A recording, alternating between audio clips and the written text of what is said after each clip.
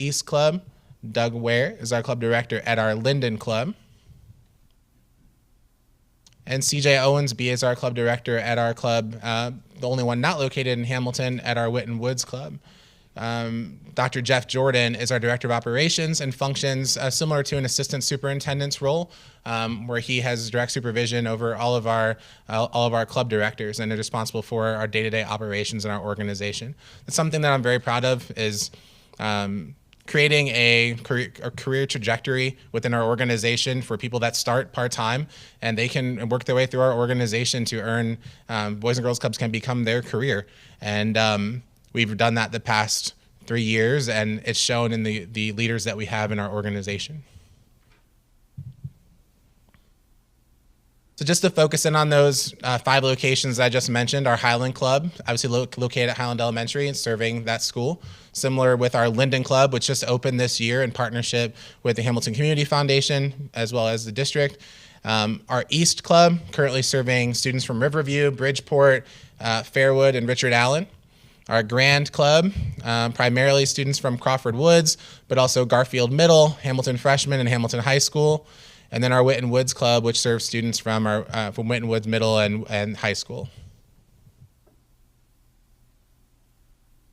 So there's a sheet in front of you, which I'll show up on the board in just a second here, but there's a lot of really great exceptional outcomes there. You might be wondering, how did we accomplish those things, and what did we do? This is our strategic plan, and this is how we've accomplished those things. Having world-class clubs, life-enriching programs, and caring adult mentors. For us, it's simple. You have facilities, a place for youth and teens to go after school. You have great things for them to do, and most importantly, exceptional people who care about them and mentor them every single day.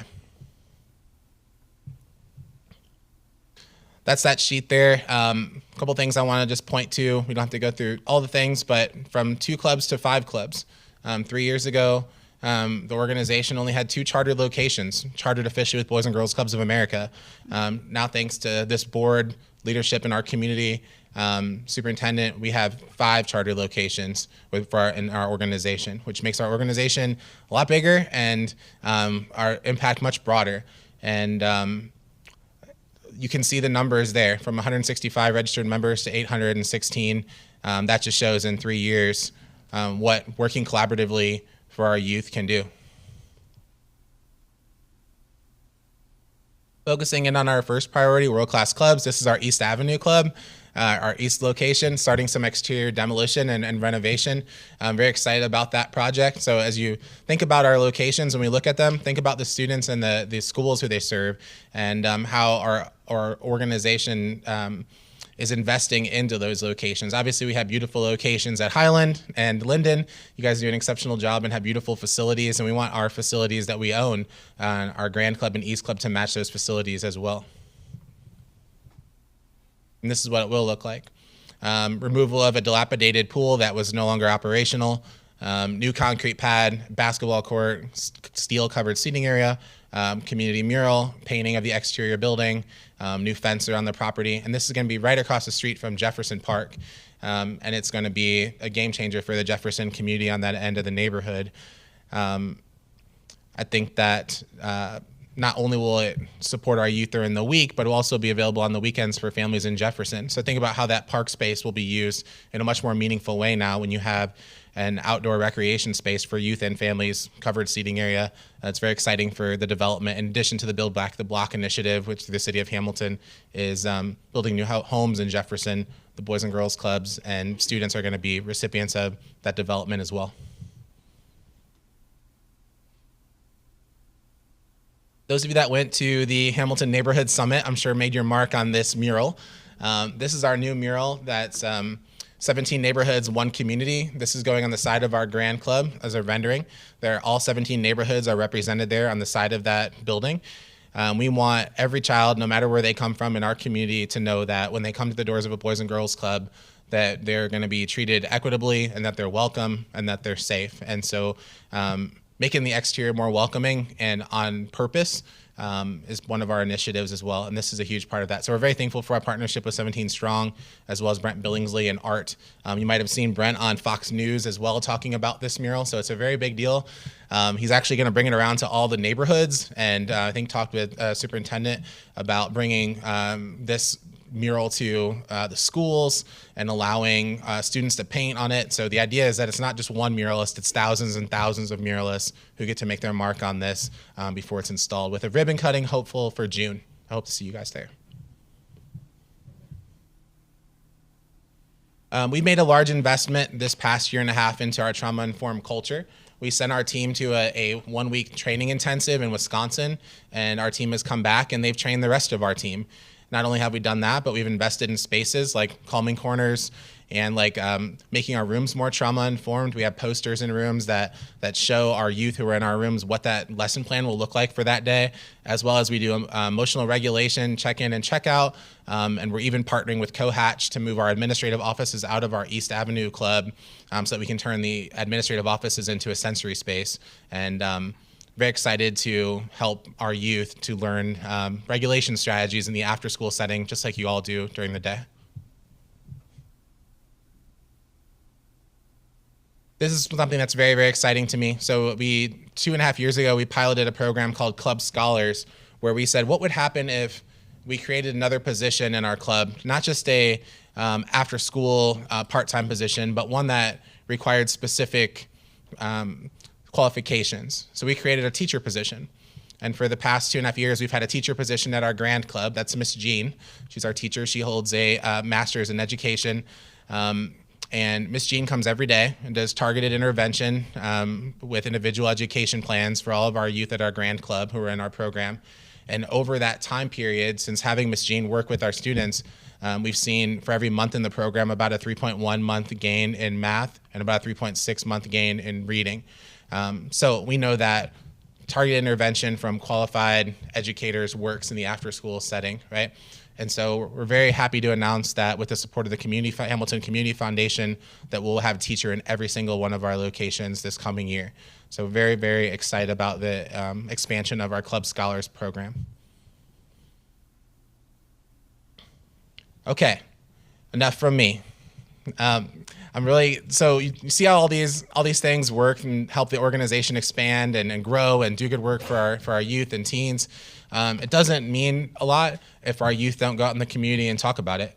I've always said that the best measure of a Boys and Girls Clubs and of an after-school program is what your teens say about it in the community. And so I have two really incredible, special young leaders who are here tonight to give their speech. I'll introduce them to you, but before I do, I want to give a shout out to Dr. Hopkins in our partnership with Miami. Through Dr. Hopkins' program, she actually helped us identify club members that aged out of our program and brought them back into the organization after when I arrived 3 years ago, changed that we now serve youth ages up to 18. So these two are recipients of scholarships.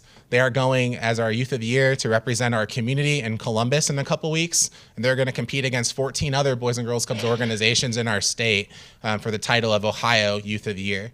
So first I would introduce Nicolette, who is our runner-up for this year. And followed by Nicolette, we'll have Miriam come up and give her speech. So can we clap it up for Nicolette?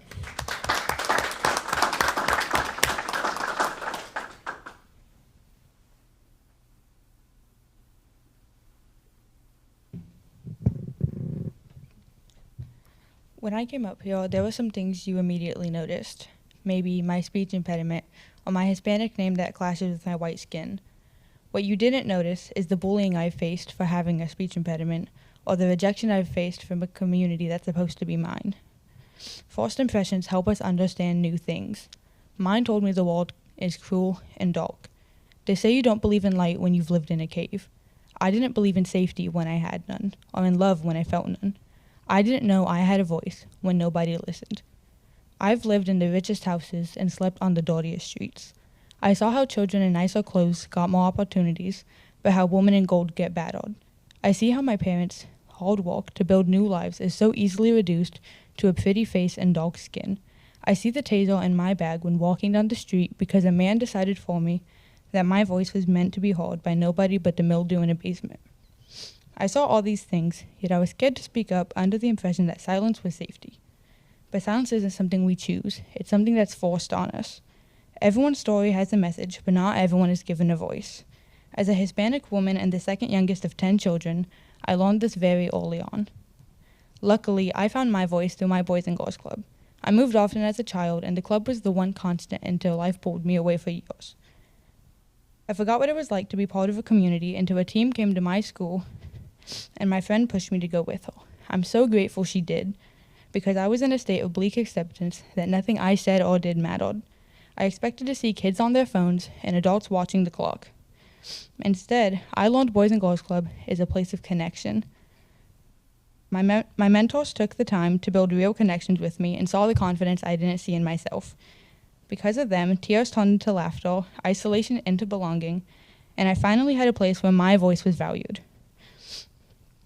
They inspired me to find my voice and speak out in my school and community even when my voice shakes. That growth is why I stand here today, not with all the answers or a perfect story, but with the responsibility to create the same first impression that changed my life, that this is a safe place to speak up. What was once my hidden gem, I want to be everybody's standard. When I told you that I've been held hostage, when I tell you I didn't have a mother until I was 13, when I tell you I backed away from the ledge, you will not see a silent victim. You will see that I am strong. This is what I want to see in today's youth, the confidence that they're worthy and capable of accomplishing great things. I'm proud of my scars because they show that I have shattered my glass ceiling. I want to use my platform to change people's impressions by showing them that they have a voice. If we can change the expectations from fear to safety, from judgment to strength, we won't just be changing conversations, we'll be changing lives.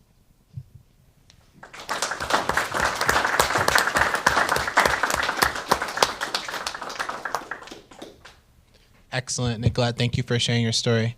And Miriam, would you like to come up and share your story as well? Come on up.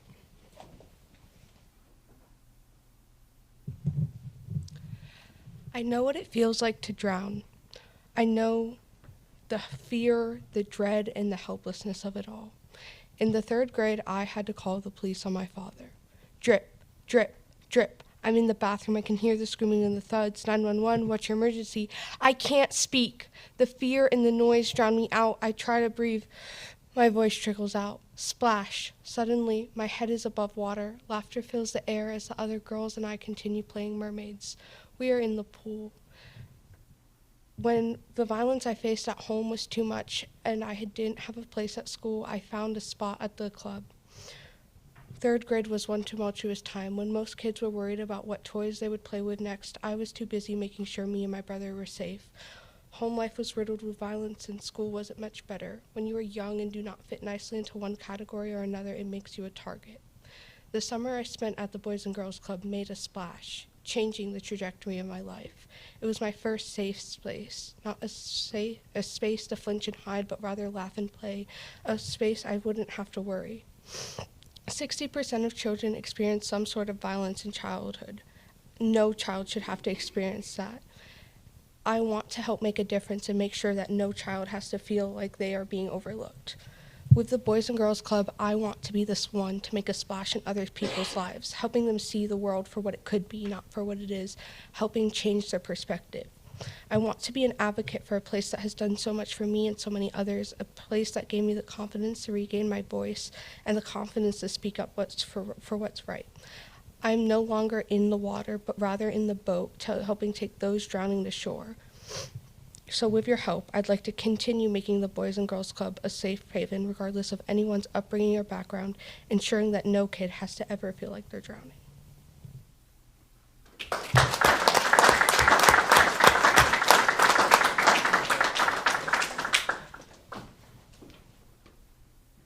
So these two are just a really clear representation on showing that when we have to work together, it's not just important to collaborate with nonprofit partners and the district and Boys and Girls Clubs and Miami Regionals. It's critical. It's critical for these two. It's critical for hundreds of other teens in their community. And I'm grateful for the support of this board, of the district, as we continue to make sure that no child should have to wonder about having a caring adult mentor after they leave your facilities. No child should have to wonder whether or not they're going to eat dinner or get a snack after school. No child should have to wonder or not, is there someone that I can call when I'm having an emergency and I'm not feeling safe. So again, thank you for your support. If you have any questions for myself or either Nicolette or Miriam, please ask them. Thank you.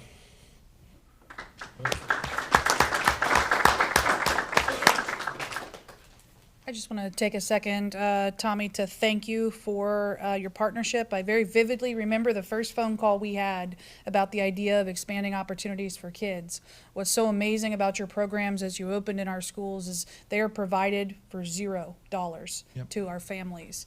There is no income requirement. There is no, payment, so that families don't have to make a choice of whether to have children sitting at home or to have caring adults supporting them. To you two girls, I see nothing but strength and hope for the future, that you have found a place that you belong, both during the school day with Hamilton City Schools, but also at the Boys and Girls Club. And I'm just grateful for you being the voice of so many of our kids and the lives that they've unfortunately had to experience. You are correct that no child should have to experience that, but we can try to make it better by creating a place where they belong. And so thank you for your partnership for that, but thank you for your bravery to come in here and tell that today. I am so impressed by the way you just told that speech. You made eye contact. You really believed what you were saying and showed that emotion and that realness. And I think sometimes we don't stop to listen to what kids have to say or their experiences. And so you stepping out to do that today, I think is an absolute testament to who you are and what a hero you are to this community. So thank you. Thank you. Tommy, I just want to thank you and all of the Boys and Girls Club staff for everything that you do for our youth and in the community, for partnering with the district and with Upward Bound. But I also just have to tell Miriam and Nicolette just exactly how proud I am of you every single time I get to hear this speech. Every time I see all the phenomenal things that you're doing in the community. I say all the time that the city of Hamilton and our school district, we are blessed beyond measure with amazing young leaders. And so thank you for being such a shining example of that. You give me hope. I say it all the time. You guys give me hope for the future. So thank you. I'm very proud of you and I appreciate everything that you do. Thank you. Thank you, everyone. Okay, next on our agenda, we have a presentation from Garfield Middle School with Principal Josh Marjoram on America's 250 celebration.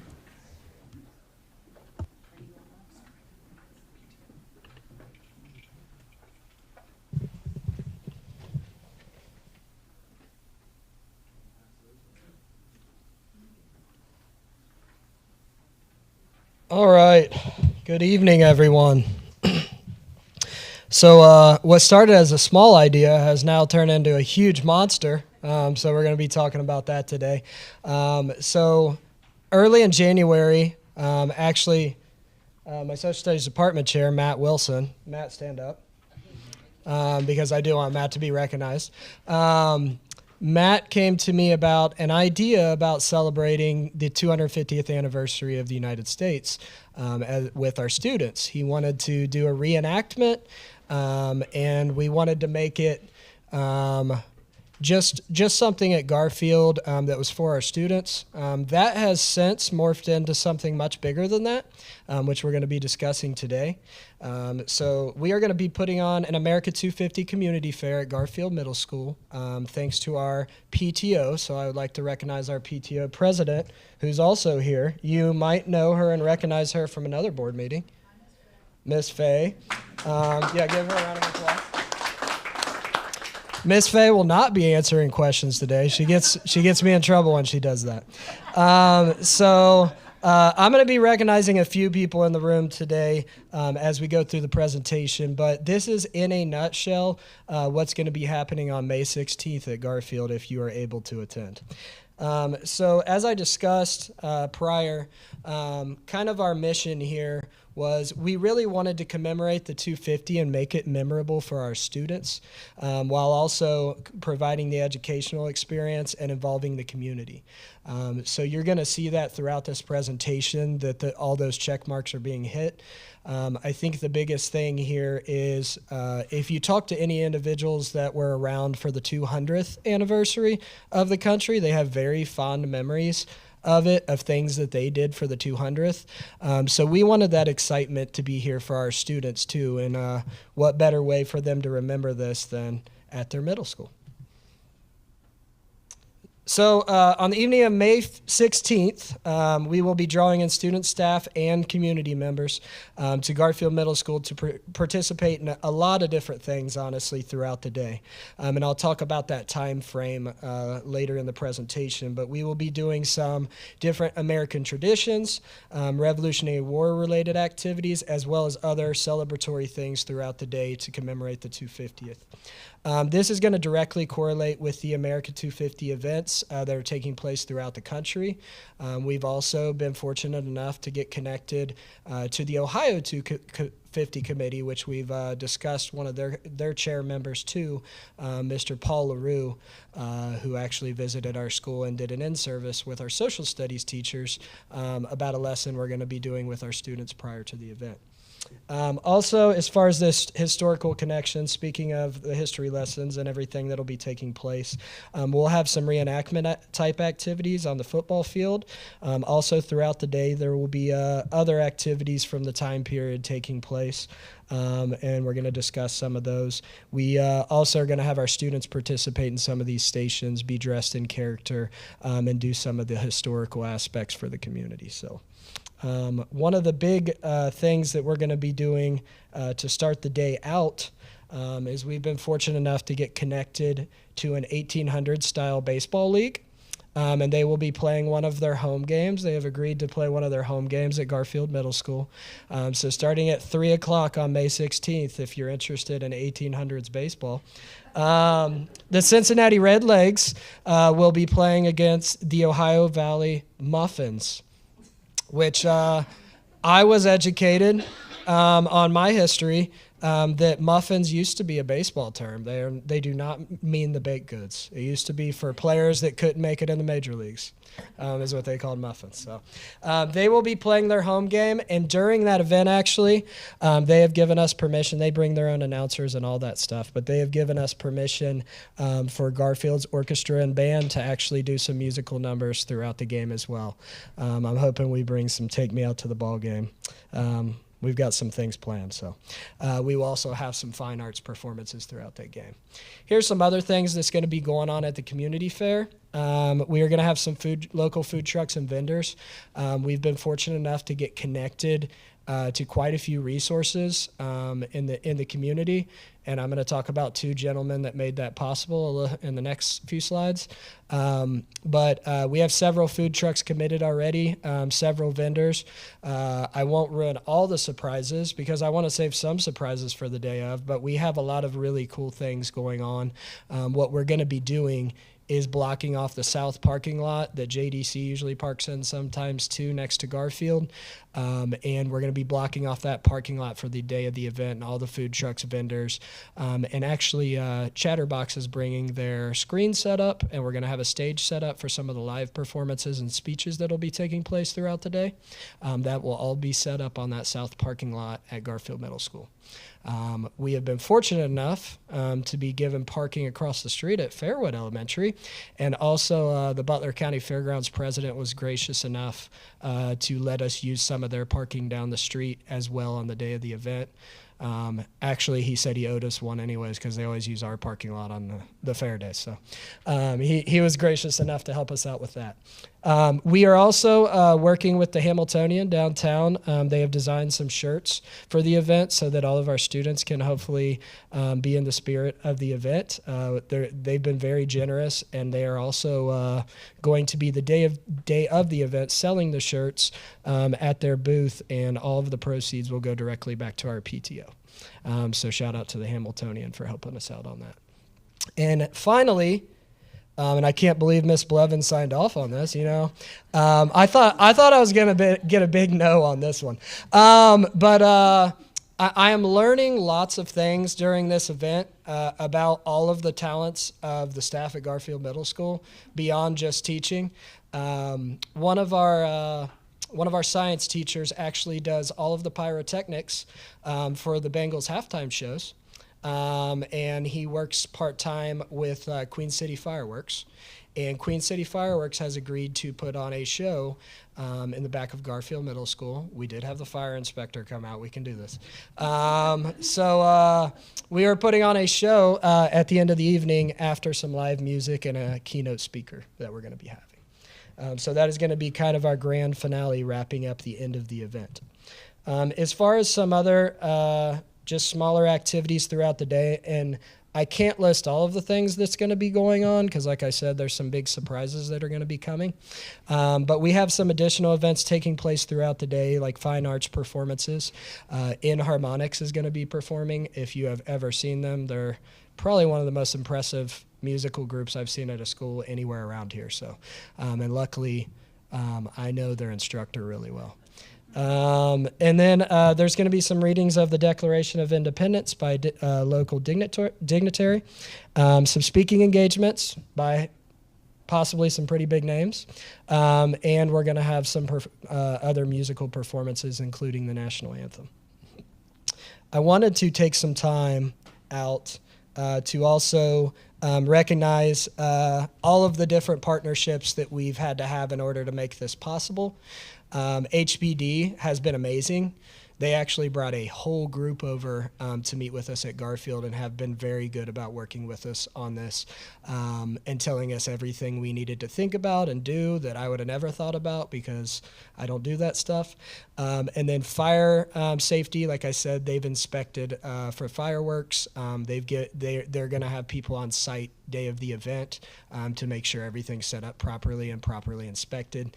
And then finally, I told you I'd mentioned the date and time. May 16th is when this will be taking place. We are starting at 3 o'clock. That's when the baseball game will start. And this will go till dark when we set off the fireworks. Also, we're working with other facilities, obviously trash and all that good stuff to make sure we leave it clean when we're done. And I think the biggest thing is, and what makes this a great place to work, honestly, is the city has just been unbelievable in partnering with us.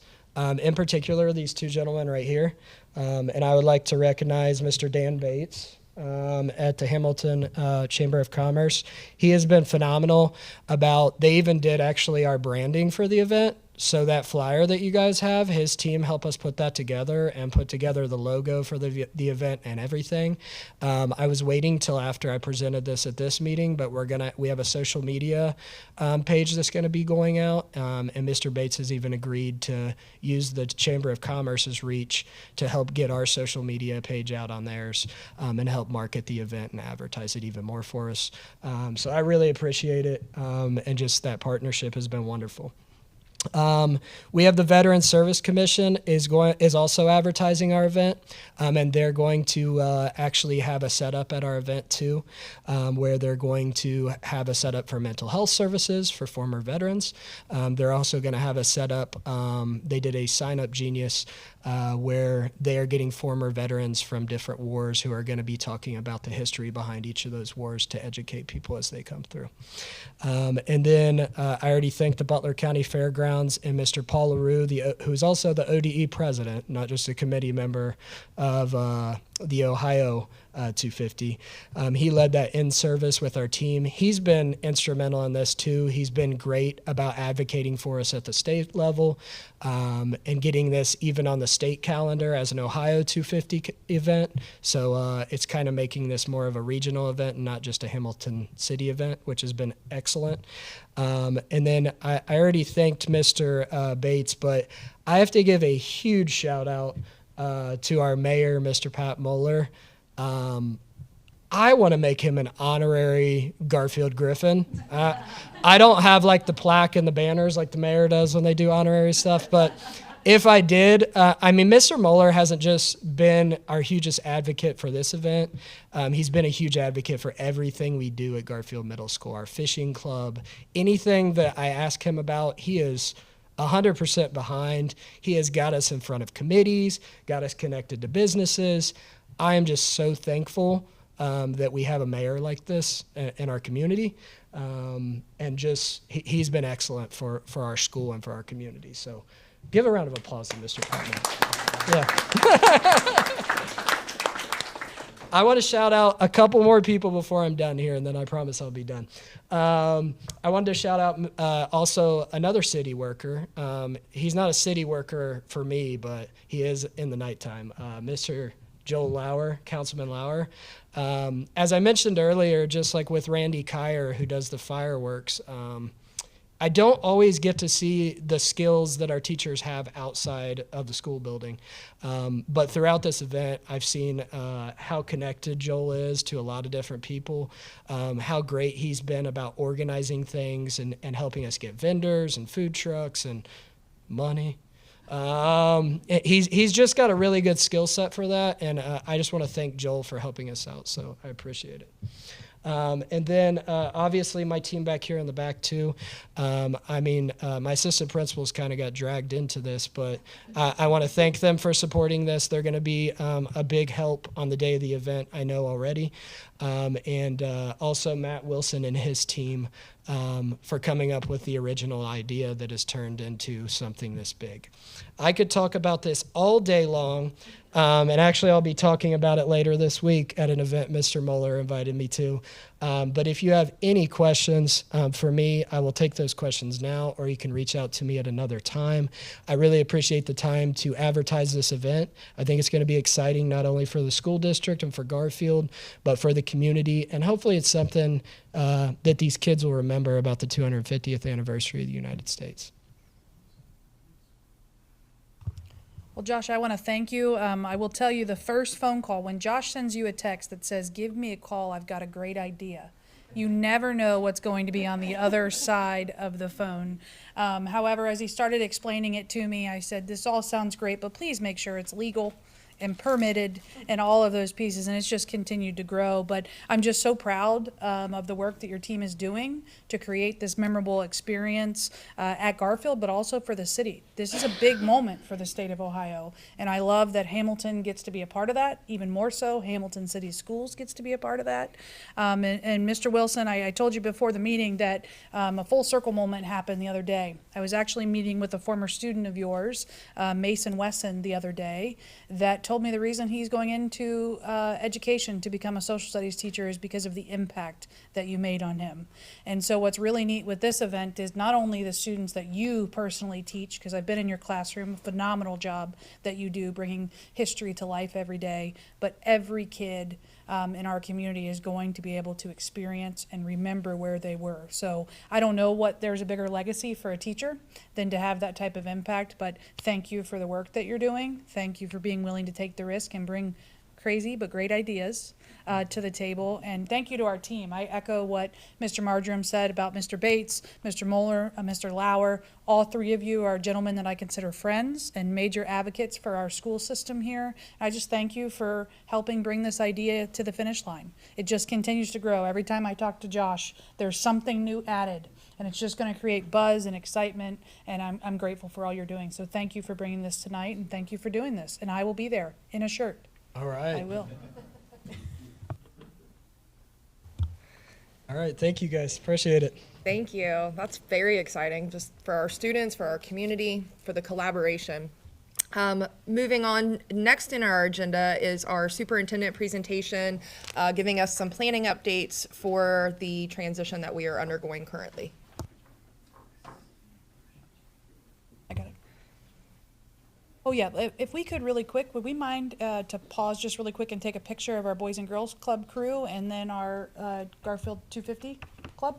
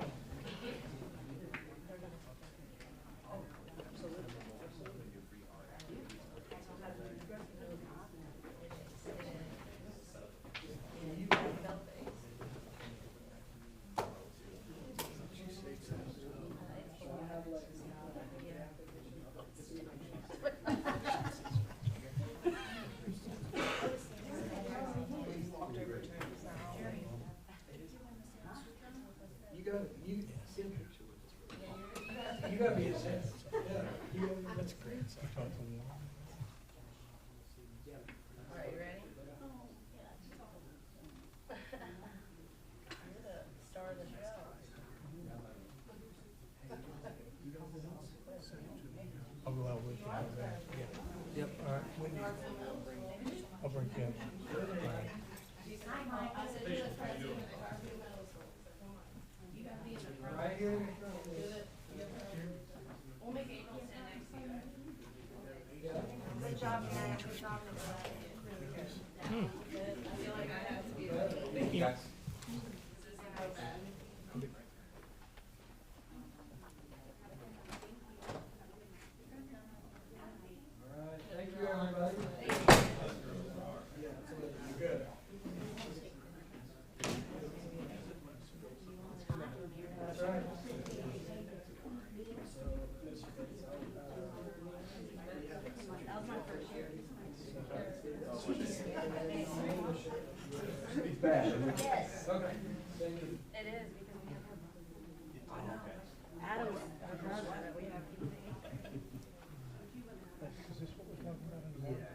Hey, Jeremy.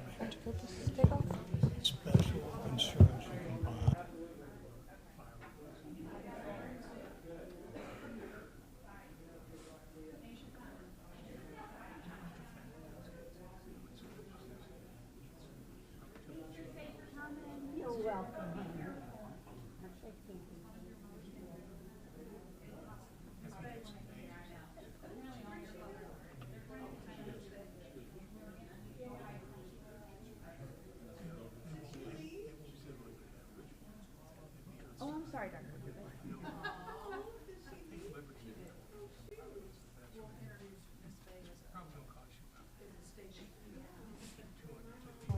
Always at my school. So Yeah. I wondered if that's where she was there. All right. Well, we'll go ahead and jump back into here. I don't, it's hard to follow those two presentations today. I did put inside of your packet just a draft relocation plan.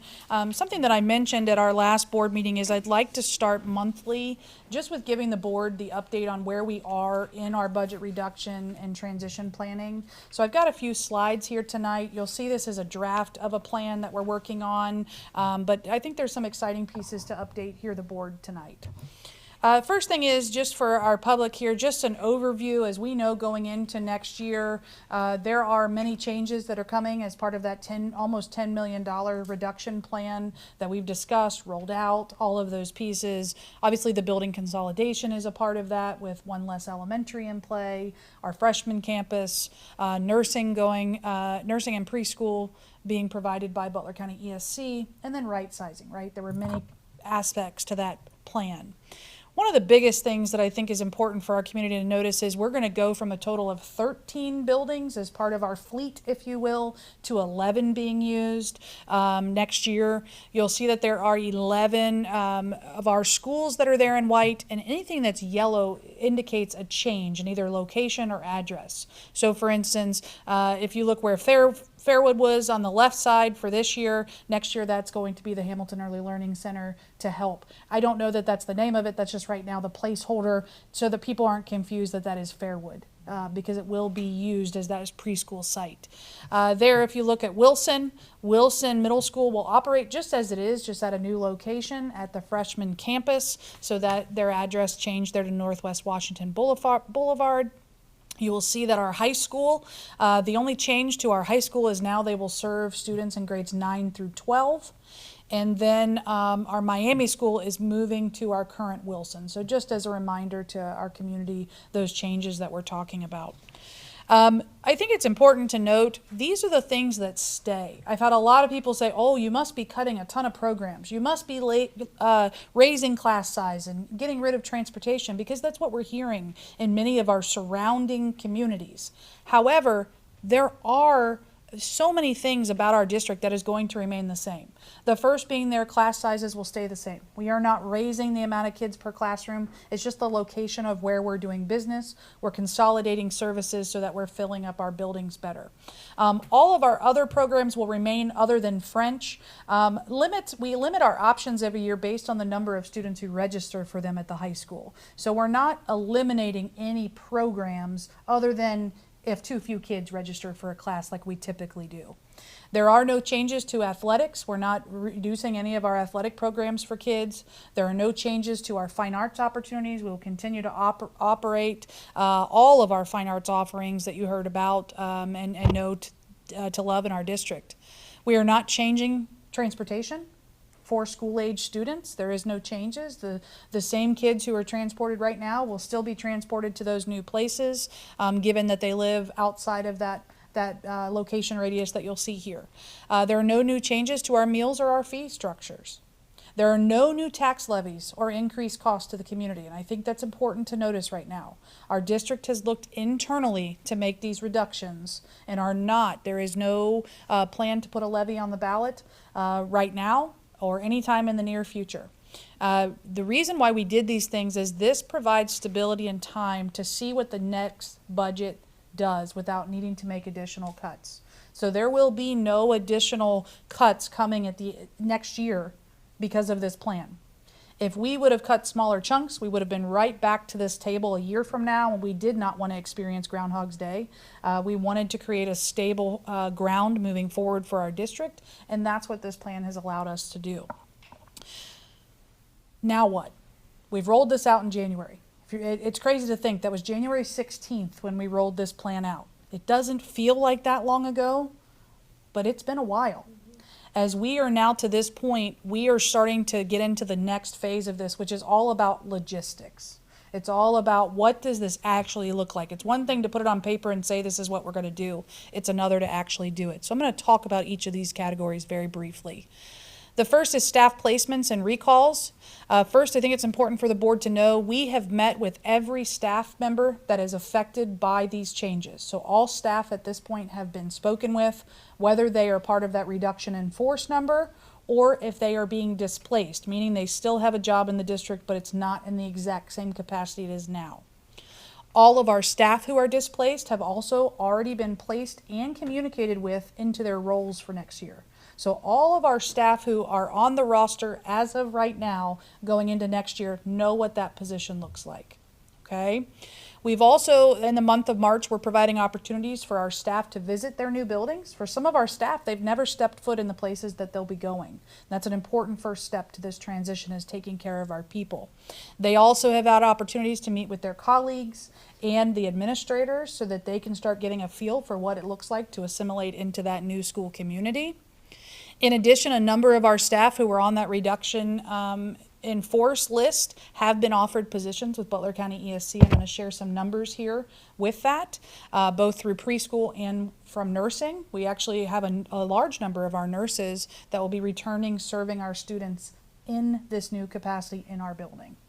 It also, all of these changes and being out front, when I look at some of these other districts that are not going to put out what their plans look like until May, it's really late in the game. And I know that's just kind of the cards that those districts are dealt. But by us doing this so early, it's allowed us to let our staff know where they'll be, and they can decide whether that's the right piece for them, whether they want to retire, go into a new position. And so through that process and early communication, we have already started recalling staff. And so over here on the chart each month, I will share for you just an update here. We broke this down by category. There are 84 staff members that are on the recall list here. We have recalled 29 of them already, and that was as of Monday. And I know that list has already grown since Monday. So what that looks like is we have already recalled 4 elementary teachers at that K through 6 level. We have not recalled any secondary teachers yet. There have not been any teachers that have announced retirement, though I have heard there are some coming. On our special education, we had 9 staff that were said we did not have a job for them. We have already recalled 7 of them. So 7 of the 9 have already been guaranteed a job going into next year. On our educational assistants, 24 of them were on that list. Most of them were affiliated with preschool. Okay, because remember, preschool of those pieces. Many of our preschool EAs have chosen to go to Butler County ESC to continue serving preschool. Because of that, we have been able to offer 16 EAs positions that we did not have guarantees in January. So we've already recalled them. You can see here on secretaries, we've not recalled any secretaries yet or clerical. Media coordinators, there were 3 that were part of our reduction in force. We have already recalled 2 of them as EAs. So we have offered 29 positions have been accepted by our staff that from January to now, we're told they did not have a job. Huge thank you to Mike Wright and John Zeri for their constant work on this. As we get a resignation or we get a retirement letter, they are automatically working with the union, going through that list, who is the next most senior on that recall, and offering them that position. So every month I will try to give you an update just where we are on this, because remember, every board agenda moving forward, you will start to see names appear that say rescinding their reduction in force, because at our last meeting you approved that massive batch of them. Okay, any questions on this while we go forward? Okay. In addition, we're starting to turn our sights towards student placements to make sure our students, particularly that are at Fairwood, know where their new landing home is. The day that this announcement was made on the 16th, parents were able to look their address up right away to know what school they're assigned to. But by the end of March, each of them will receive a confirmation letter from their new school, confirming this is where they'll go to school, who their principal is, all of that information. We are also in the month of April and May inviting those families to start getting engaged and involved in school activities. So some of those are formalized kind of open houses, if you will. Others are popsicles on the playground or, different social events to help them see what their new school is all about. We are also working with our Fairwood staff to make sure that the teachers that are going to be receiving new students have an understanding and that those students are supported. Then I just also put on here for families and for our board, we will, in addition to all of the work we're doing right now, still offer our normal open house opportunities. So I just listed what those dates are. It felt really crazy to go ahead and put dates for 26, 27 on this screen, but it is going to be here before we know it. We're not far from that. Any questions so far? Okay. The next one that I put on here is just an update with Butler County ESC. As I mentioned before, we are working very collaboratively with them. They have guaranteed interviews for any of our staff members that are applying and have talked about the quality of our staff coming through the doors. It's made it easy hires for them. They are also in the process. They have already started their enrollment window for preschool. So just a plug for all of our families with young children ages 3 to 5. If they're interested in attending our preschool next year, that application is out right now. We are working right now on coordination of space, resources, and responsibilities. Because they will operate the preschool, are responsible for their own site license. That creates a really tight timeline for us of getting everything school age out of Fairwood to be able to set that up as a preschool center. The date that they have to apply for their site license is June 8th. It's a really quick window for us to have everything out and in. So there are a lot of moving pieces to this, but our current staff is collaborating. I want to give a big thank you to Sarah Burdett for working very closely and Brad Watkins with the ESC to make sure that everything is set up in this transition. Let's talk about moving logistics. There are a lot of moving pieces to this. We've got the freshman campus joining the high school. We've got Wilson Middle School going to the freshman campus. We have the Miami School going to the current Wilson site. We have Fairwood going to Riverview, Bridgeport, and Crawford Woods. We, from the start, knew that in order to be ready to start the school year in August, we needed to work with professional movers. And so later tonight on the business agenda, you will see there is a quote to partner with Plains Moving and Storage to help do that work.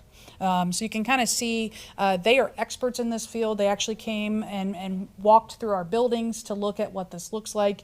They are going to make this process as seamless as possible for our staff and our facilities so that we can still make sure that we have our deep cleans and are ready to go with beautiful buildings in August. So I put the timeline here of what this looks like. I also gave you, this is a draft packet that we are working on with Plains right now that will go over all the information that staff will need related to the move. And I'll pull that up here in a minute, but you do have a copy of this in front of you.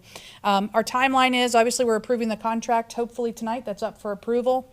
Then in April, we want to review the plan with staff. We want to make sure staff understand what's needed of them, packing up their rooms, what's the process. We will provide all the supplies. Then May 1st to May 22nd is that purge and pack. May 22nd is the last day of the school year that our staff are in the office. That is their last teacher records day. Currently, our student last day is Thursday, May 21st. However, our movers have to begin on the 26th in order to get this done over this summer and be ready to go for the first day of school. It is my recommendation that we take a calamity day on that Thursday for students, which would essentially move the last student day to Wednesday, May 20th.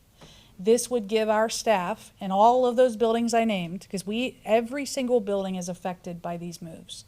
This would give staff dedicated work time to ensure that they are packed and ready to go so that those moving trucks can do their job. What I don't want to do, I'm afraid if we don't give this time, we're going to see loss of instruction during the last 2 months of school as teachers try to pack and do those things. I want our teachers to be able to focus on their kids and providing quality experience, knowing that they've got dedicated time to do this work. Last couple days of school anyways, or wasted. Celebration Yeah. and those kind of pieces. So That makes sense. that would be my recommendation. I wanted to see kind of where the board was on that particular piece, but that would be my recommendation for us. Makes sense. Okay.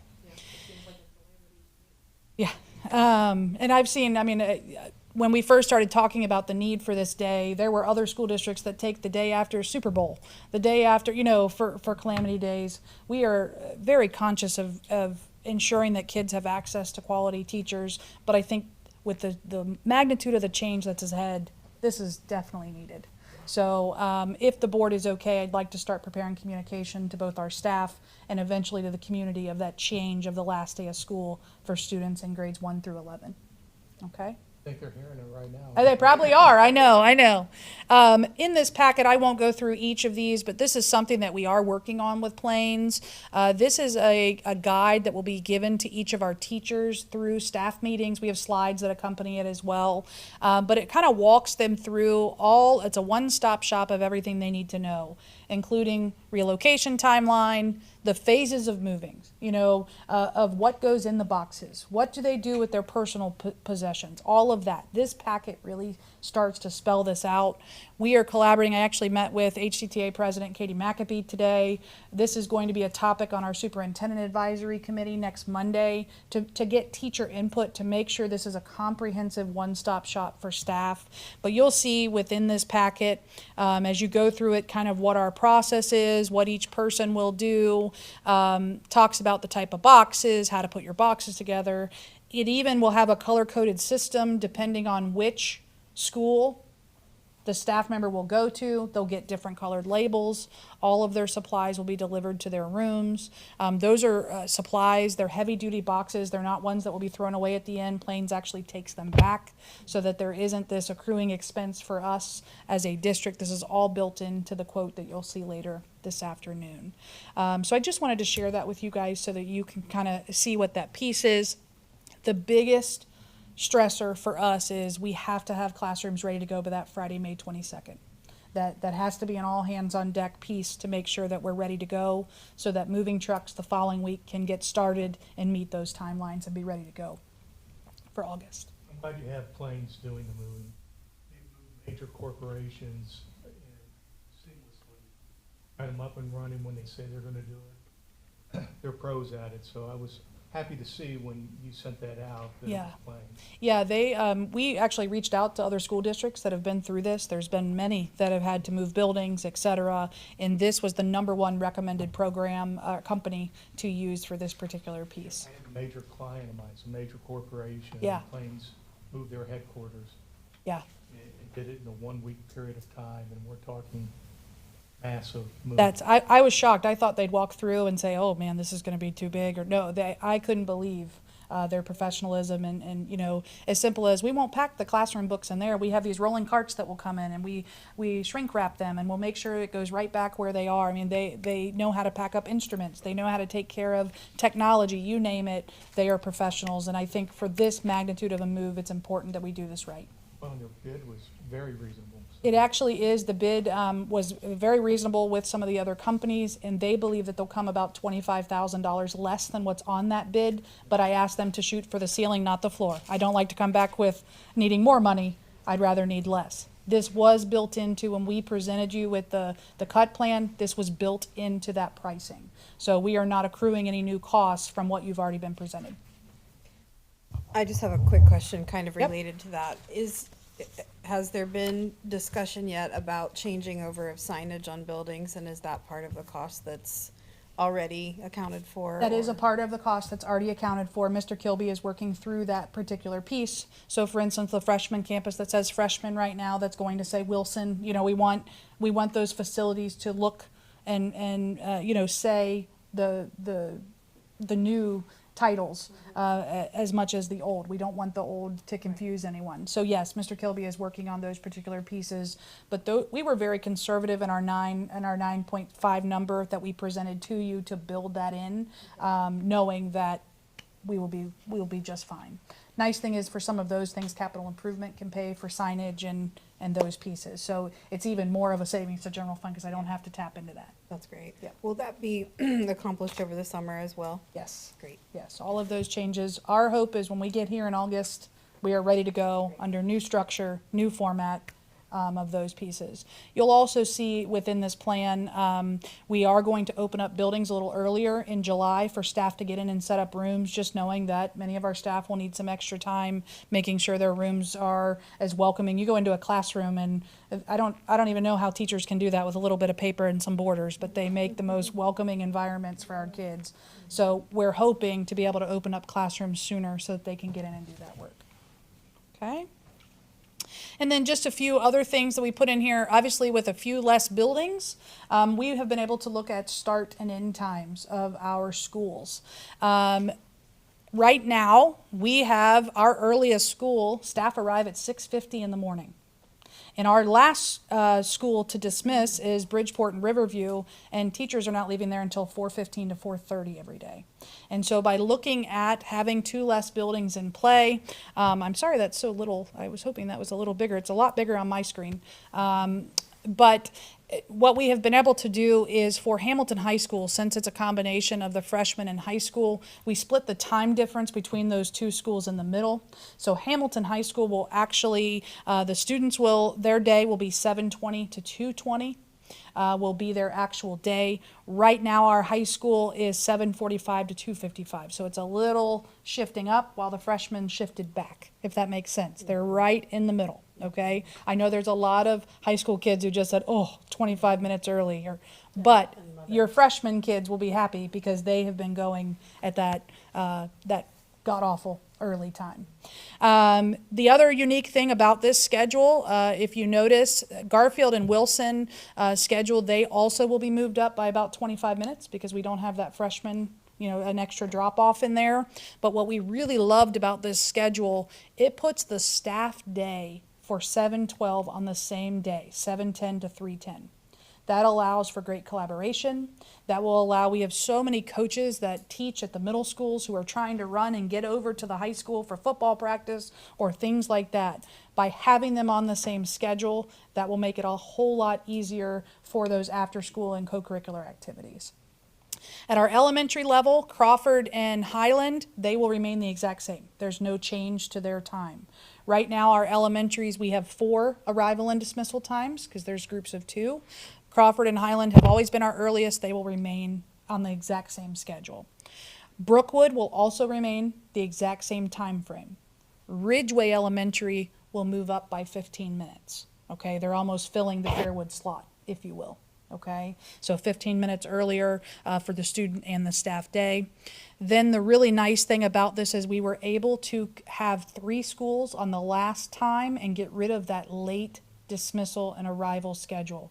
We hear from so many families and staff members that latest arrival and dismissal, I'm looking at you as a former Bridgeport mom, I came to the board to speak that about was that very thing. that was a hard time. Yeah. This allows us to dismiss and move everything up by 15 minutes. You might not think that 15 minutes will make that big of a difference, but it will make a massive difference for our families and for our staff by moving that up by 15 minutes.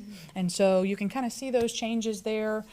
These would be presented as part of a handbook later on for approval. Like I said, tonight is just kind of where we are in logistical planning, but I wanted to present them to you just so you can start thinking about what these look like. Okay? And then just for families to know, transportation, as I mentioned before, is not changing. Our K-12 stays exactly the same. Going through this process, I actually learned our elementary, we bus at 1 mile. So any family that lives outside of 1 mile of their new school will receive busing. Okay? The state minimum is 2 miles, but we bus at 1 mile because for our youngest kids, have them walk. There are also certain areas throughout the city that we find that are unsafe for kids to walk, that we bus within that 1 mile, so there are some caveats there. Our middle schools will remain the same, which is 1.5 miles. There's no changes to that. That's what it has always been. And then high school will remain busing 2 miles or more. A lot of people don't realize that high school busing is not required in the state of Ohio, but for us it is essential to ensuring our kids have a safe way to and from school each and every day. We will also continue to bus our identified preschool students. We'll continue busing for our identified school age or IEP students that qualify, our parochial and our McKinney-Vento students. Those are both groups that are required by law to be transported. Our routes for 26-27, we've had a lot of families saying, when is that going to come out? We had to finalize building times before we can start looking at routes. And so routes will be published on August 1st on the district website. So just for families that are tuning in, it's important that they know August 1st will be that date when they can expect their transportation routes. Any questions? Okay. Well, that is all that I have on this update. Normally, I just want to give an update on the recalls and those pieces, but there's just a lot of moving parts right now as we start to get into the reality and the logistics of the move and the scale of the changes that are coming. So that's all that I have tonight.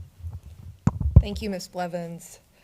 All right, so I will now consider a motion to adjourn into executive session to consider the employment of a public employee or official. I'll motion. Second.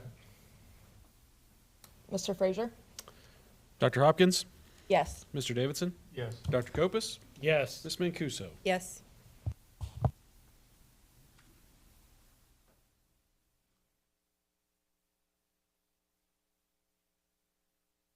Thank you all for being here to celebrate Caitlin. Everyone here knows exactly how special she is. Today, she'll be presented with a scholarship from the VFW program, Voice of Democracy. For a spoken essay she presented, the prompt being, how are you showing patriotism? Never have I ever heard such an astonishing speech. I mean, she just talked from the heart. Some people just follow the person before them or something like that, and they talk about patriotism, but not like she does. I've been patriotic my whole life. I've always done things for veterans. My grandfather and my father are both veterans, so I've kind of always been introduced to the topic. So it felt natural to me. I focused on my strengths and what I've done over the past few years, and it really drove my entire essay. Starting young, you can do it. I know a lot of people are like, oh, well, I'm a kid, I don't know what to do, I don't know how to start. Truly, starting is the hardest part. Once you start, it's so easy. And a lot of the schools have opportunities that really integrate it into our lives early on. And that truly is the most important part, to get into the schools now so we learn a life of giving. Ms. Wagenfield and I, we have a very close connection. I've worked with her for many years, and she truly did start me on this path. We are so excited for all of our students' accomplishments, but this student in particular has done amazing things. I've learned about a lot of them today, but this VFW essay contest that she won through Butler County and then the state, and now she's headed to nationals. Congratulations. It just kind of shows what our students are about, and that's pride in their community, it's pride in their country, it's serving others, and I think Kaylin is a great example of that. And so her house principal is here today, Ms. Watkins, and we are more than thrilled to send her to Valley Forge to bring home the national victory for the Blue. But more importantly, it's just about the service to our community and our country that we are so proud of her.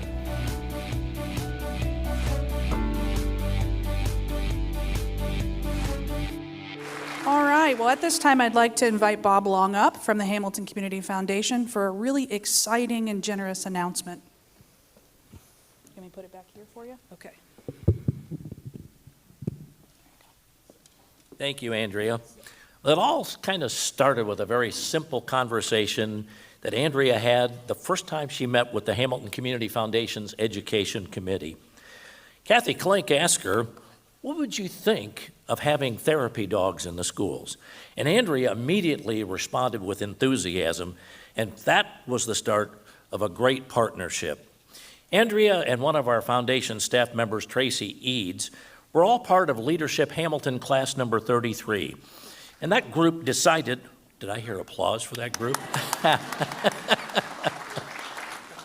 think they're biased. There are other classes who might differ with that, but I won't. But they decided that they were going to make the Positive Connections Therapy Dog program a reality. And thanks to the generous support of many local businesses, school PTOs, the Hamilton High Student Council, many other individuals, we have made tremendous progress. Therapy Dog Arrow and also Tango are having a big impact on our schools, not just the students, but the teachers and the staff as well. They offer a lot of emotional support. They help reduce anxiety and also stress. And there are 3 more therapy dogs that will be coming this spring and summer. Originally, Andrea told me it was going to probably take 5 years for every school to have a dog.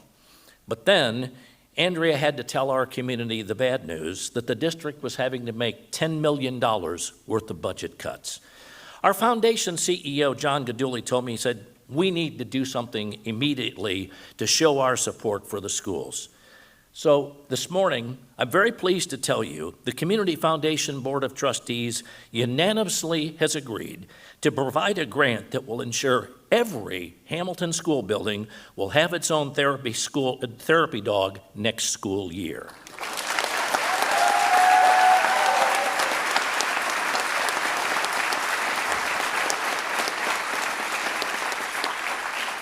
And this foundation grant will cover the entire 3-year funding cycle that's needed for each of those 6 additional therapy dogs. Our foundation has prioritized education in this area for a long time, 75 years. And with more than 300 college scholarships, we can help a lot of high school seniors. We're also proud of our collaboration with Andrea and her staff on a program called Mini Grants for Teachers, where we help roughly 140 teachers every year with up to $300 in out-of-pocket expenses that they need for classroom enhancements. We believe very seriously in collaboration, compassion, innovation, and also heart to make this a great community. We want to thank everyone who's helped with the Therapy Dog program because together, Arrow, we are building community 4 paws at a time.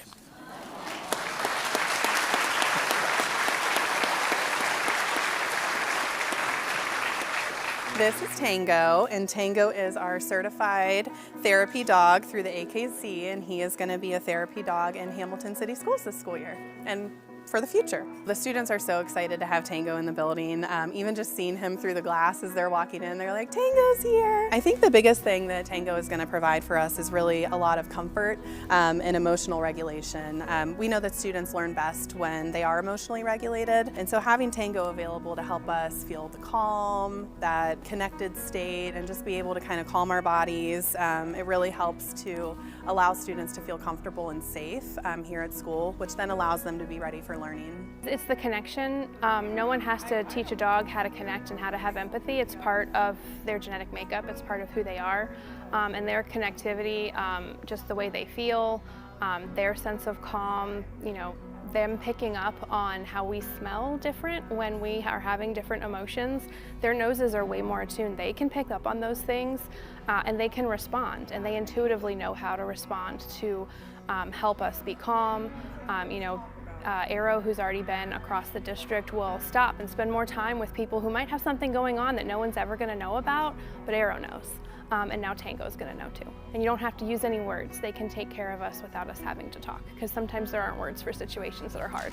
Ultimately, we'd like to have a dog in every building, and we're relying on our community for that, and we've already been met with an overwhelming response. We have, one building already successful, and I've got 3 more buildings on tap that we're going to be expanding our pack very shortly. One of our main missions is the community, right, and children and youth. So it's all kind of the pillars of the American Legion. So being able to keep it close and local is a great thing. His job is people. He is here to work for people, to be comfort, to be friendly, and he loves love. He loves to be pet. He wants friends and attention. So his job is people, and I want him to know as many people as he can and make a difference in as many lives as he can.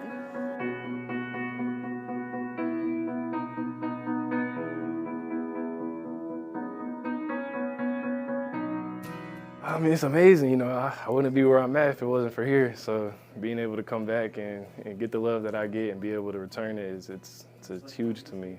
I think this would happen because I kind of just jotted it down one random day when my teacher wasn't there.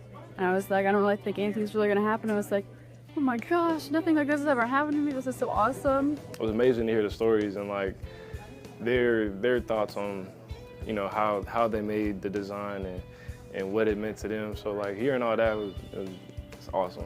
I did the phoenix on the very front of the ship and the clock. I picked a piece out of each design that I seen, and I tried to all implement it together and try to make one a really cool cleat, so that way not just one person won, but maybe 10 or however many I could be able to get. Like I said, some of it related to me and some of it didn't relate to me at all, but it related to people that I love and people that I grew up with. So it's I might as well put everything together if I can. I do stuff from how no one really cares. No one really sees what I'm doing. And then that's just kind of proved to me that what I'm doing is worth something to someone. Being able to just try to make it all about y'all, all about the kids. So that's something I would love to do every year.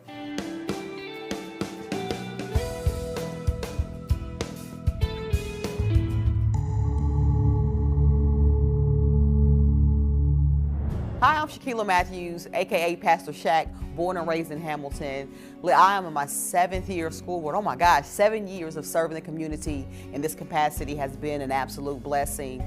That the people would find the confidence in me for me to serve another year, to be able to represent not only the city, but my community that I was born and raised in.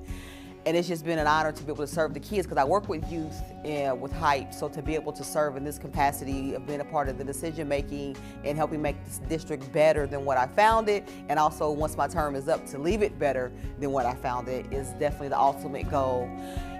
For me, it was important to be a part of the board and to be able to work with others to help bring about change, to help make sure that every student had the opportunity to be great, and whatever that is, if it's excelling in academics, if it's excelling in their sports, however, I wanted to be a part of that process to make sure that young people had what they need to be able to be great in whatever capacity, whatever that may look like. For me, I think since I've been on school board, I've worked with some amazing board members, Mag, Lauren, Dave, all of them. I've working with some amazing people, and I look forward to working with our new incoming board members, Carrie Mancuso and Dr. Ashley Hopkins. So I'm looking forward to their input and what they will add and bring to the board. But I've seen so many great things. I've seen a lot of great partnerships come along with working with the city and development. In that regards, one thing that I've been really excited about is the program that Chris Cannell heads up with students and them finding employment. I think that has been just phenomenal, how he's really taken that by the head, just really move forward with that program and open up so many opportunities for kids to be able to find find employment. So that's been important for me. I also love the CCP courses that the students are able to take advantage of. They're able to, of course, continue working towards graduation, but as well as earning an associate's degree in Miami. So for me, those have been two amazing things that stand out to me that I really, really, really, really love about our district. So, because I've talked to many kids that they're graduating from high school as well as college, and I just think that's phenomenal, and that's really setting that child up to really be great. And I think that being a part of those things in the district has been amazing. We have great leadership. We have great leadership with Andrea. We have great school board members that are willing and dedicated to us being great and put us in the best position as possible. We all know that districts all over the nation are facing challenges as it relates to budgets and just everything. And we feel as if a district where we've done the work, we are dedicated to coming together and being supportive of our admin team and of our leadership to make sure that we are able to continue to position our students to be great, continue to support our teachers and staff, and make sure that we continue to do things the Hamilton way.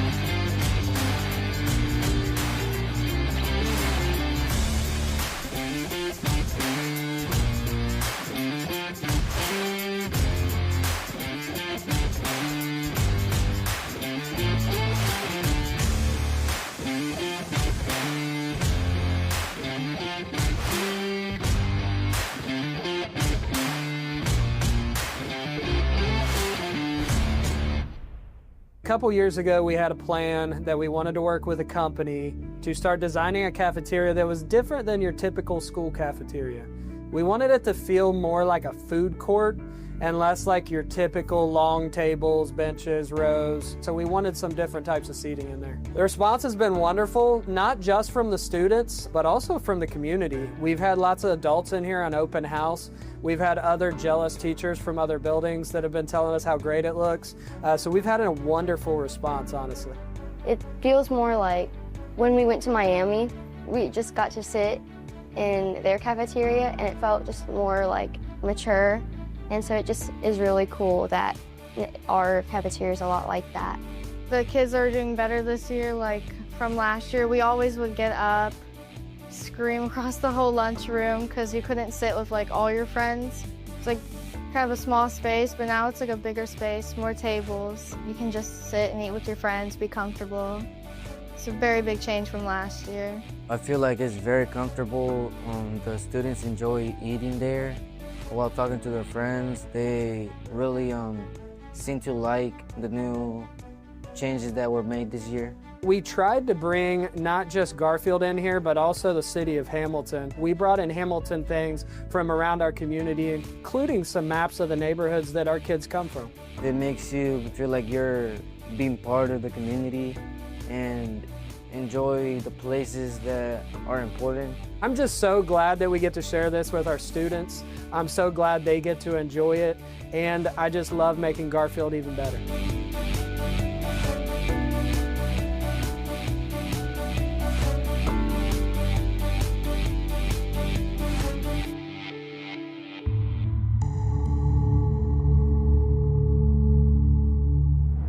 name is Dr. Ashley Hopkins. I work for Miami University, directing our Upward Bound College Preparatory Program at Hamilton High School. I've worked there for about 8 years, and I have worked in public education for almost 20 years this year. I decided to run for school board first and foremost because, as I mentioned, I have worked in public education for almost 20 years, and I'm a product of public education, and my whole family is. I come from a working class, blue-collar background from Appalachia. I'm a first-generation college student myself, and if it wasn't for the great public school educators in the small town that I grew up in Gallipolis, Ohio, if it wasn't for them, I wouldn't be where I'm at now. I wouldn't have my doctorate in educational administration, and I wouldn't be serving my community here in Hamilton and helping open the door to educational access for other students. I think in the district we do a really exemplary job of providing an individualized educational experience for each of our students. And so we have a district that has many passionate educators, from our support staff in the cafeterias and in the classroom, our teaching assistants, our teachers, clear up to our administration. They really all genuinely care about students and their well-being and their ability to learn and succeed. And so we're really focused on doing what is best for our students, and that looks very individual for each student. And we take the time out to get to know our students and to think through each one of those individual needs and problems that they may be experiencing in the classroom or in their educational journey. I'm really excited to stand as an advocate for our students to continue the student-focused educational traditions that we've developed at Hamilton School District.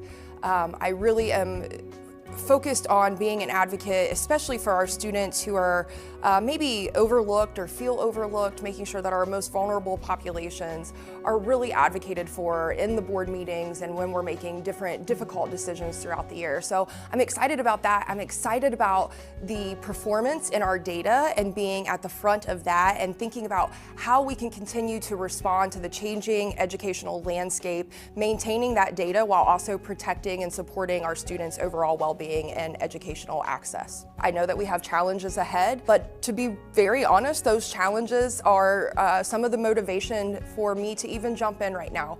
I think it's a really important time to serve public education, and so for me, this is a bit of a call to service as we navigate choppy waters, but we're going to come out on the good side.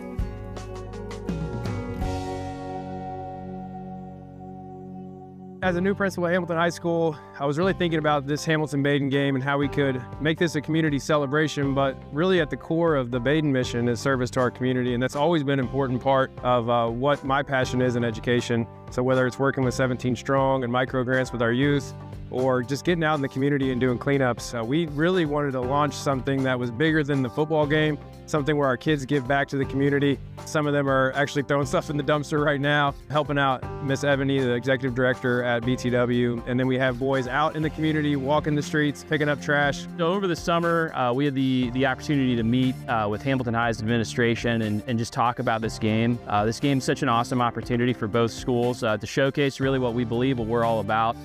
And in meeting with Ty and talking, we wanted to do something to make our community better, to bring our two football teams that obviously are competing to win football games, but more importantly, we wanted to come together to serve the community. In the midst of a rivalry week, that we're working together to make things better. I think that, when I look at, our guys and Hamilton's guys, there's so many little faces in those crowds, little kids that look up to them. I mean, they see them as celebrities at times. And just to inspire in them a desire to be more than just what they are on the football field. I mean, they're leaders in our community. They're doing great things. And I think the opportunity to showcase that, really to inspire, hopefully some other people to get involved in 17 Strong, here at the Booker T. Washington Center to get involved here, which are great organizations that need people like this to come out and serve and make the place better. And it's just really, to me, signifies kind of a new launch of service to our community for both of our schools, for Baden and for Hamilton. So it was great to see everybody out in their jerseys. It is Hamilton versus Baden Friday night, but right now everybody's working together to make our community a better place.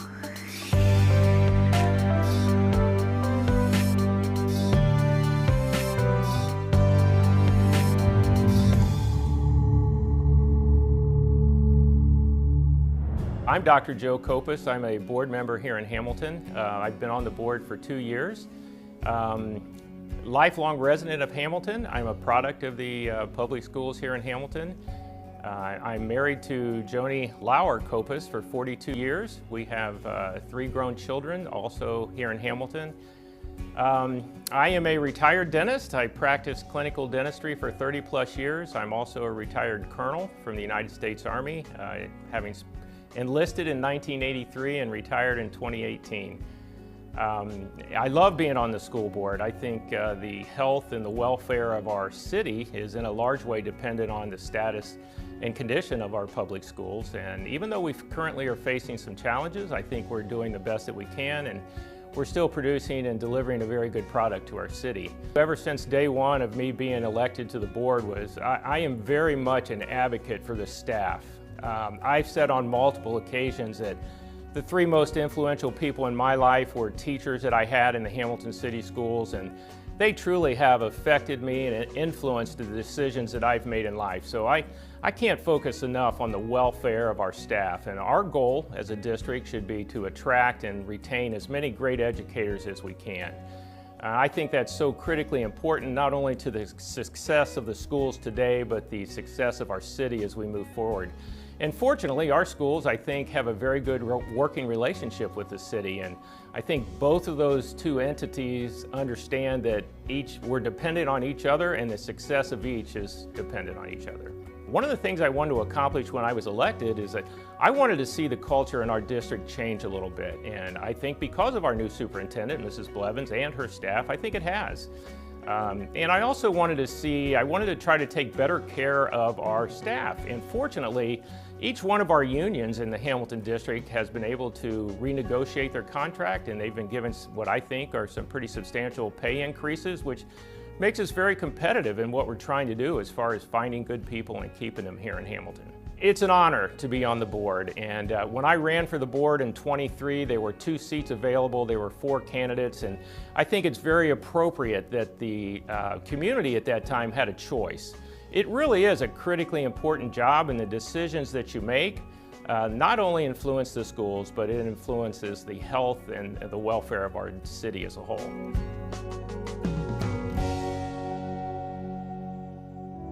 Arrow is the Hamilton City Schools District's first therapy dog.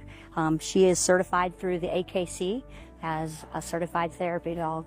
She is here for our students and our staff, and is just a part of the Hamilton community. And I'm just so impressed with her poise. She is so well trained and just does a great job already to lighten all of our moods. I couldn't be thankful enough to Leadership Hamilton, Hamilton Community Foundation, and the Paws and Stripes College for preparing such an amazing partner. We couldn't have asked for a better dog. I know Andrea just saw the benefit and all the research that was behind how therapy dogs make a solid impact with students, through attendance and grades and behavior. And she did a lot of research herself and brought it to the team and wanted to take the project on. And this is one proactive strategy that local communities are using to help build resilience, kindness, positivity. There's a lot of research out there about how a therapy dog will lower anxiety and stress, which so many of our young people and our staff are facing on a day-to-day basis. Our goal is to get a dog for each of our buildings. As you know, there's a lot of needs that go around, and Arrow is just one. We're a very large district, and so our goal is to onboard 4 to 5 dogs a year. That would allow us to eventually get there in the next few years to a dog per school. That will allow that dog to become really a part of that school culture. Through community donations, through different agencies, we've been able to raise the money completely so that not one district dollar is being used for this. She's calm, mild-mannered, just very sweet, very gentle, listens very well. A lot of love, a lot of happiness, a lot of energy behind it, which is great.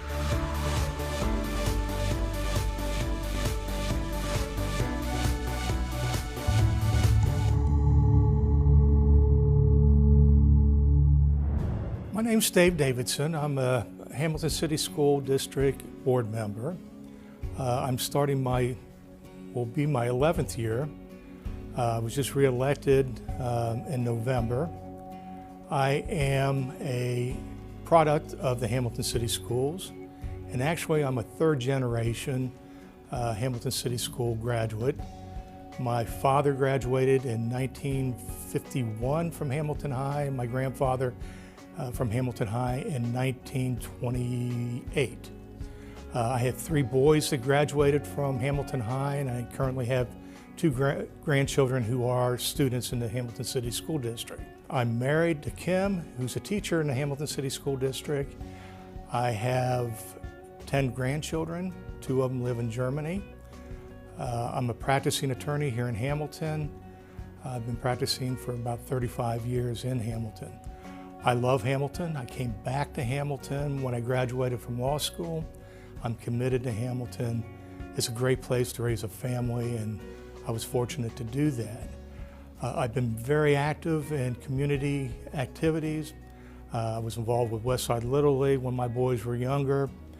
I'm on currently the Planning Commission for the City of Hamilton. I was on City Council for 5 years back in the 90s. The reason I went on to the City Council back then is Hamilton was going through a difficult time.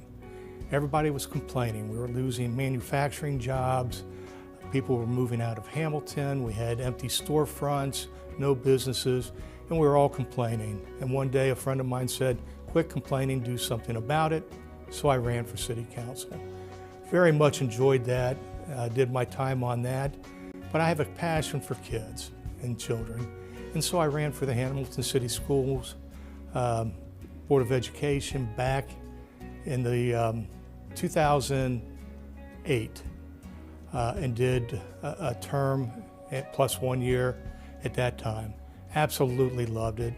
For personal reasons, with a health issue with my previous wife, I stepped off and decided later on I wanted to come back and do it again because I loved it so much. Love being around the children, love being around teachers and administrators. Our district's great and I loved it. One of the reasons I came back this last time is it really seemed that there was a disconnect with our teachers and our staff, and morale was very, very low. And the school district did, for a period of time, go through a rocky period of time. I think we're on the upswing. We have a great superintendent we just hired. She's very energetic, very positive about the district, and she is very teacher-oriented and wanted to make sure our teachers are happy, because that's important. Hamilton needs to start retaining our teachers that we have and recruiting. Unfortunately, people don't want to be teachers anymore, so there's this teacher. We have returned from executive session. We will start with our business meeting with the Pledge of Allegiance. To the flag of the United States of America and to the republic for which it stands, one nation, under God, indivisible, with liberty and justice for all.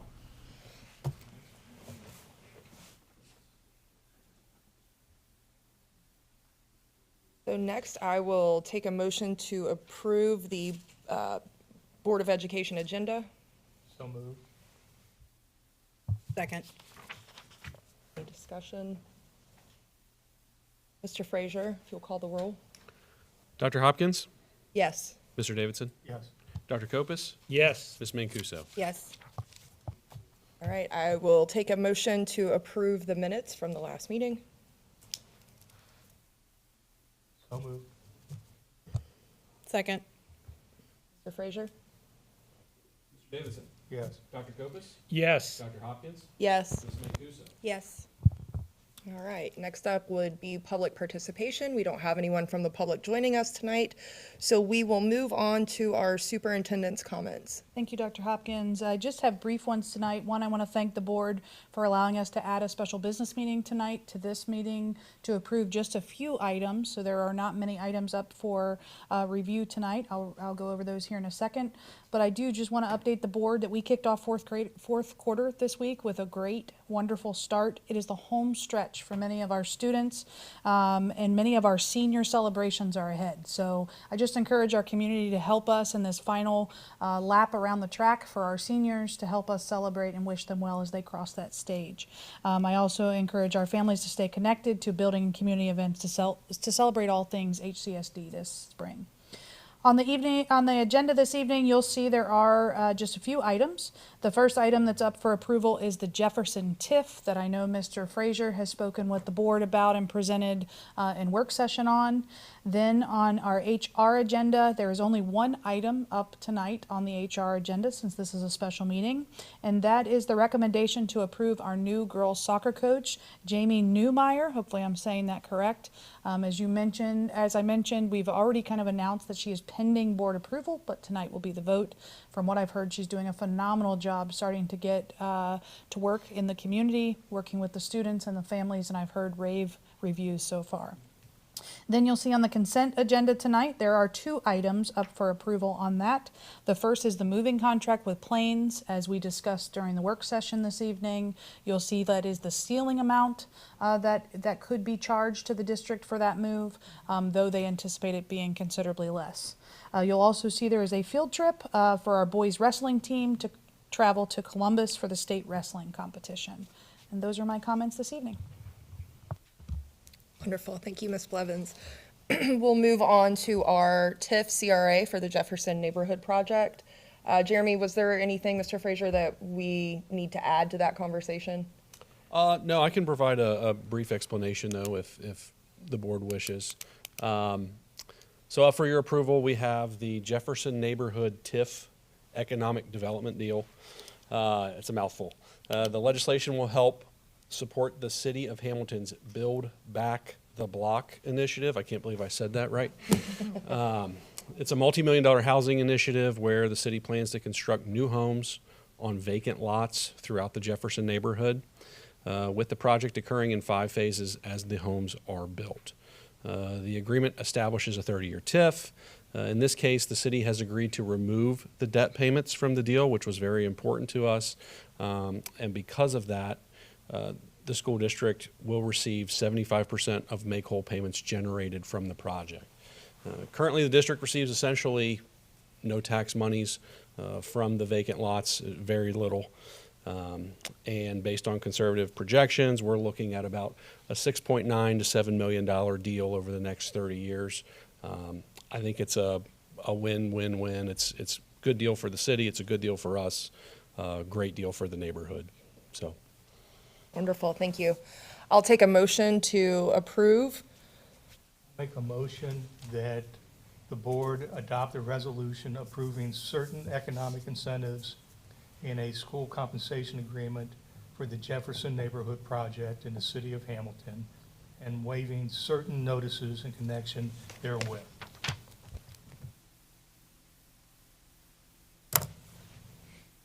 I'll second. Mr. Frazier, if you'll take the roll.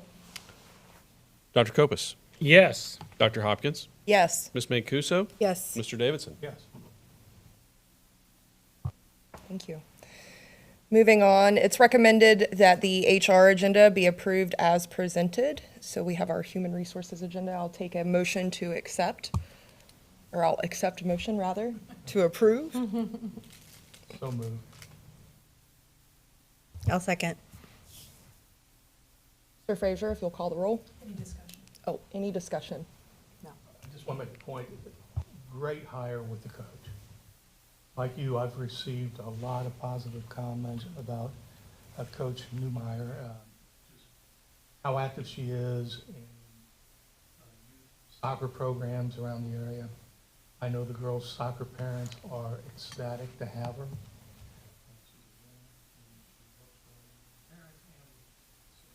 Great move, and I applaud Missy for her hard work and getting it done.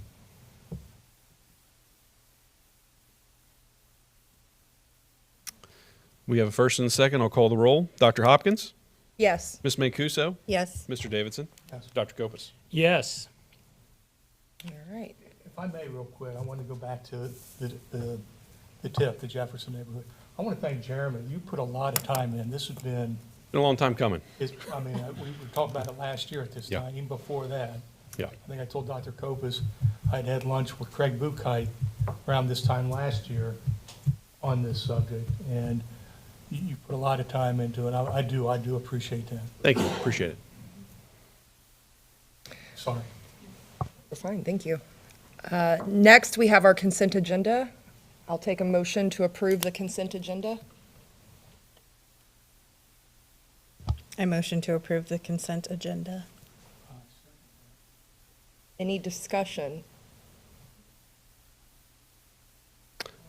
Frazier? Dr. Hopkins? Yes. Ms. Mancuso? Yes. Mr. Davidson? Yes. Dr. Kopus? Yes. All right. That brings us to the end of our meeting. Our next meeting will be Tuesday, March 24th, 2026. I'm done talking for the day at 4 p.m., 533 Dayton Street here in Hamilton, Ohio, 45012. Meeting adjourned. We need a first and a second, actually. I move that we adjourn. I second.